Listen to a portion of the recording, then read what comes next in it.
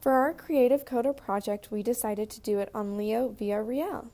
For a little bit of background, Leo Villareal was born in 1967 in Albuquerque, New Mexico. He is an American artist living and working in New York City. He went to university at Yale and received a BA in sculpture.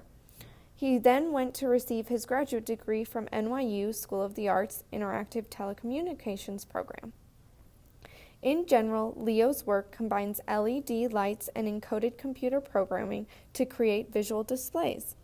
He tries to strip things down to their core attributes to better understand their structure.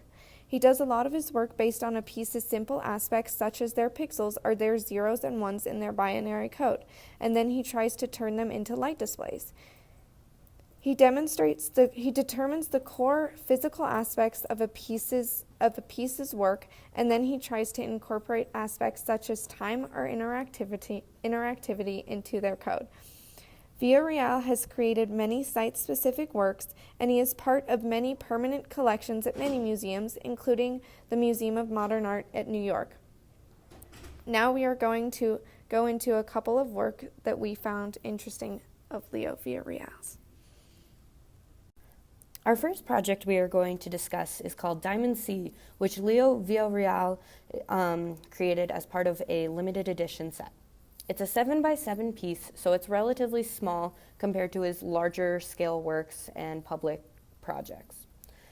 Similar to his other project called Diamond Sea, which was created in 2007, featured Leo Villareal volume exhibit, which instead of being 7x7 is 10x15 feet, so it's quite larger. Diamond Sea was created in 2009, and it is created from a mirror finished stainless steel, aluminum, white LEDs, as well as his own creative code. Leo Villareal uses his own custom software to create randomness in code that demonstrates how we create patterns in our own mind, which creates an enchanting sculpture that is pulsing or flashing LED lights for the viewers. Villareal claims that this work, as well as his others, act as portraits of a respected mathematician, John Conway's, and his rules. The rectangular grid-like sculpture suggests a natural phenomenon that humans have admired since their creation. For example, patterns that resemble twinkling stars, waves, or the sun's movement. Overall, Diamond Sea creates an otherworldly experience for the viewers through code, interacting with his large and small-scale sculptures. Another project we enjoyed was the Bay Lights on the Bay Bridge. The Bay Bridge has two sections, an older western section connecting downtown San Francisco to Yerba Buena Island, and newer sections that connect the island to Oakland. The Bay Lights were originally conceived in 2010 by Ben Davis. With the Bay Bridge being largely overshadowed by the Golden Gate Bridge, Ben Davis hoped that a lights project on the Bay Bridge would give it more recognition and attract more tourists. So he contacted Leo Villareal, who is well known for his light art. The lights were eventually inspired by their experiences at Burning Man, an annual art and music festival in Nevada.